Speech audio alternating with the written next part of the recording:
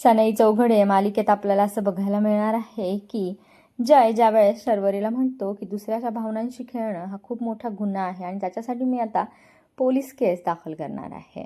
आता मात्र शर्वरीला खूप भीती वाटत असते आणि त्याच्यामुळे शर्वरी शायनरला म्हणते की अरे मला एक ऑफिसमध्ये अर्जंट काम आठवलं आहे तर मला जावं लागेल असं म्हणून ती तिथून निघून जाते. इकडे आता मॅक मात्र साडी नेसून पोचलेला असतो आणि जयने तिथेच मॅकला रंगेहात पकडलेलं असतं.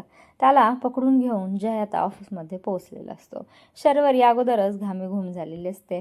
त्यानंतर जय शर्वरीला म्हणतो की तुला एक सरप्राईज दाखवायचा आहे माझ्या केबिनमध्ये. आणि तिथे मॅकला पाहून शर्वरीला काय बोलावं तेच सुचत नसतं. मॅकने आता या सगळ्या मागे शर्वरीच आहे हे मात्र अजून जयला सांगितलेलं नसतं. आता मात्र जय मॅककडून हे वधून घेण्यासाठी अजून एक नवीन प्लॅन आखतो आहे आणि जय आता खोटं पोलिसांना बोलून घेतो आहे. काय आता जय शर्वरी आणि मॅकला पोलिसांकडे देईल का हे पाहणं